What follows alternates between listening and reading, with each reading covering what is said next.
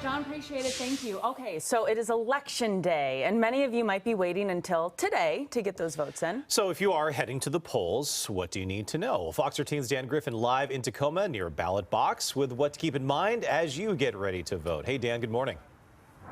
Hey, good morning to you. Yeah, well, first things first, bundle up. It's chilly and windy, at least down here in Tacoma. I even had this hood up here this morning, but you can register or make registration updates up until 8 o'clock tonight. That's the deadline. It's also the deadline to put your ballot in the ballot box like this one here in Tacoma on Pacific Avenue. So that's something to keep in mind, but we're going to start off by busting some of those Election Day myths for you this morning. First, you do not have to have a state ID or license. You can register with the last four of your Social Security number or vote in person today.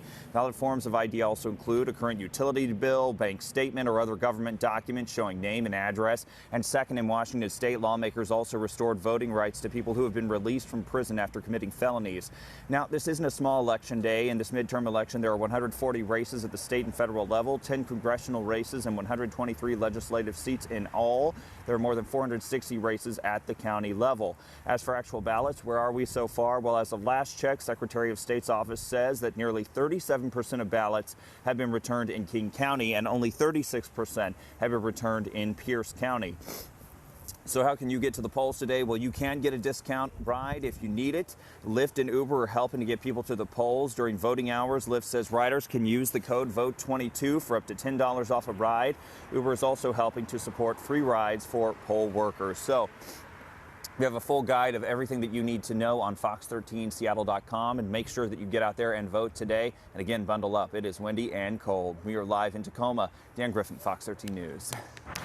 All right, Dan, try to stay warm if you can. No votes have been counted yet, but polling has been ongoing for weeks. Yeah, so here's some of the biggest races in our state and how they're shaping up right now. So one of the most important races is between Democratic Senator Patty Murray and Republican challenger Tiffany Smiley. Murray's been in office for 30 years. 538.com gives her a 92% chance of winning.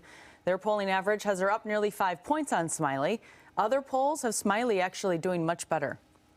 In the House race now, Representative Kim Schreier defending her 8th district seat from Republican Matt Larkin. Again, 538, giving Schreier a 72% chance of winning.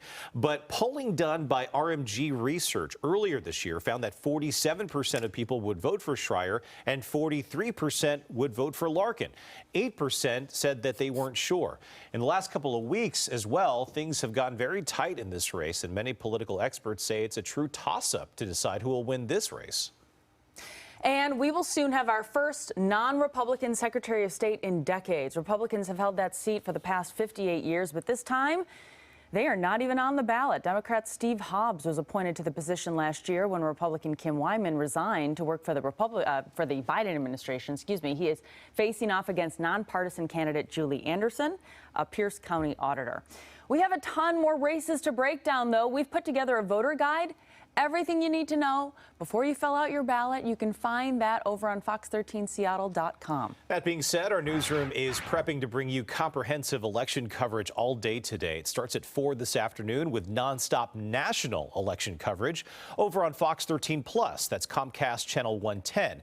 And then at 8 p.m., we'll begin continuous local election coverage with candidate interviews, speeches, and local political analysts as well. Remember, the first results are posted around 8:15 our time, and we'll send out a push alert from the Fox 13 mobile app when those first results come out. We'll also have a QR code up on the screen all night so you can find specific local results right on your smartphone.